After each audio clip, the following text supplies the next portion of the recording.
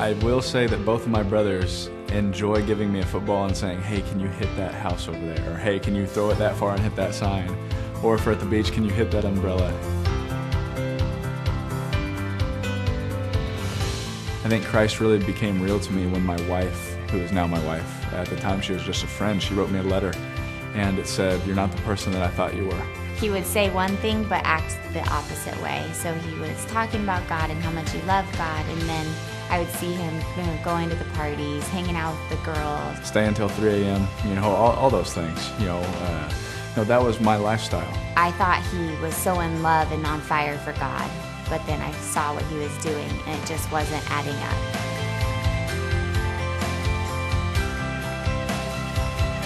I remember at that moment, I felt so selfish, I felt so arrogant, I felt so cocky, but I was still a nice, genuine person. But all of a sudden, all these feelings came upon me. I got down on my knees, and it was finally that time where God kind of put his foot down on my throat and said, hey, I got special plans for you, and you're screwing it up. So I ended up sitting down talking to Derek, and he had apologized how he acted to me. He apologized how he'd not been, living the Christian life. And that next week, we had a game at the University of Ole Miss, and I got up in front of my whole team, and I told them, I said, guys, I've been calling myself a Christian, and I haven't been living it. You guys know what I've been doing.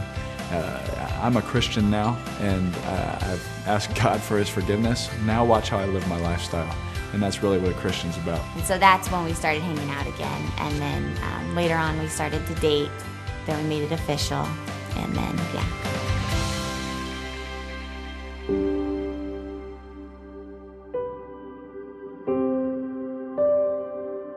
And I remember just looking at him, and I was just in awe of God's creation. You pack all the first day outfits that you're going to go home with, and you're just so ready to take your baby home.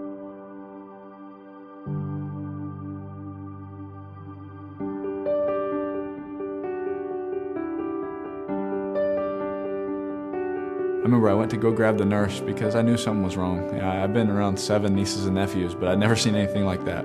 I couldn't sleep. I held him all night, sat straight up, would not fall asleep. And you're already so exhausted from giving birth. He had x-rays done and all that. He tells us Dallas is gonna have to have surgery, emergency surgery. Before he went into surgery, they wheeled him out, and we all grabbed hands and I prayed over him. And I prayed for strength, and I praised God that we even had one day to spend with him. And I remember just laying down, and I was so tired that as soon as my head hit, I fell asleep. And they woke me up, and the doctor said everything was great. They told us at that time he'd spend 48 hours about in the NICU, and then we'd get to go home. Well, I remember 48 hours later, he ended up having a second surgery.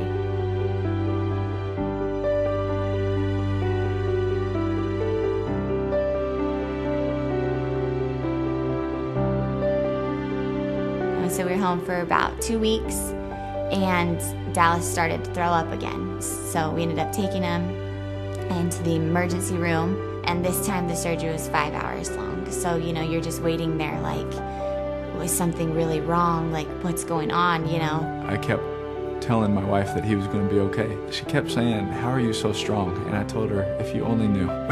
If you only knew, because I would go into the bathrooms and cry my eyes out. You can be a real Christian, but be dying inside, because we're human.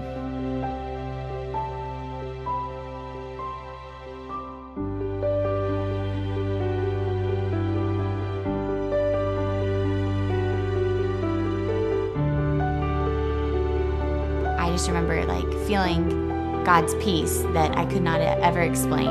That's how I know he's with me, because I have a peace and a joy.